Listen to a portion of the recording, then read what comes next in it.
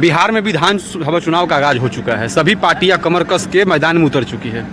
विभिन्न पार्टियों को लेकर आपका क्या रुझान है, आप क्या समझते हैं? एक तरफ भाजपा, राजद, जदयू, लोजपा, रालोसपा, सारी की सारी पार्टियां पुरानी पार्टियां, वहीं दूसरी तरफ प्रशांत किशोर के रूप में एक नया पार्टी उभर के सामने आया है। चुनाव को आप कैसे देखते हैं?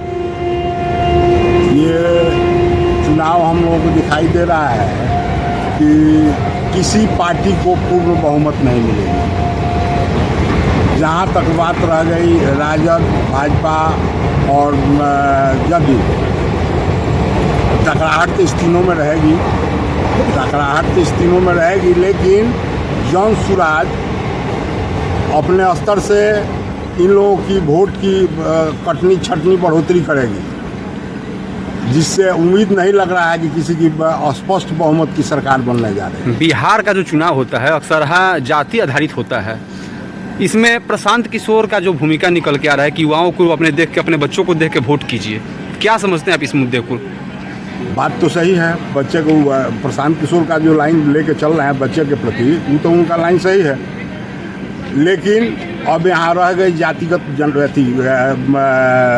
द्वेष और जातिगत आधार में वो भी गड़बड़ कर रहे हैं। उनको भी आधार नहीं पकड़ा पा रहा है, जिससे करे जिसके चाहे जो भी काम हो उनके स्तर से नहीं हो पा रहा है। क्या लगता है अगला मुख्यमंत्री कौन बिहार का? अगला मुख्यमंत्री कुछ कहा नहीं जा सकता है। अगर आपको 4 लोगों का नाम दिया जाए, चारों में कौन बढ़िया होगा? एक तरफ आप नीतीश कुमार को ले लें, दूसरे तरफ सम्राट चौधरी को ले लें, तीसरे तरफ आप तेजस्वी यादव को ले लें और चौथे तरफ में आप प्रशांत किशोर को ले लें। बिहार के परिप्रेक्ष्य में कौन बेहतर होगा? बेहतर तो अगर प्रशांत किशोर बनते हैं तो होगा, लेकिन होने जान नहीं रहा। आपका शुभ नाम क्या हुआ? मेरा नाम गिरिराज हुआ। कि फिर हंग असेंबली माने त्रिशंकु विधानसभा का आसार ज़्यादा दिखाई पड़ रहा है। ये एब्सोल्यूट मेजॉरिटी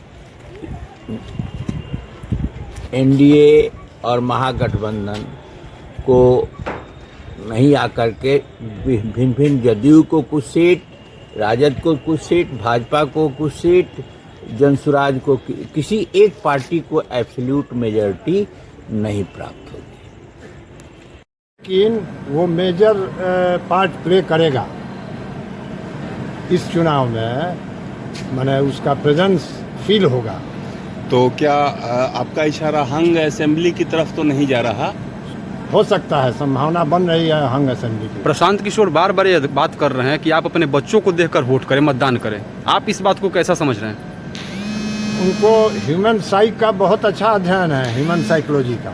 बार बार हर एक सभा में अपना वो बता रहे हैं कि साहब सब चीज़ के लिए, नाली गली पानी के लिए आपने वोट दिया, वो मिला, अनाज के लिए वोट दिया, मिला, सब चीज़ मिला, लेकिन एक बार अपने बच्चों के लिए वोट दीजिए।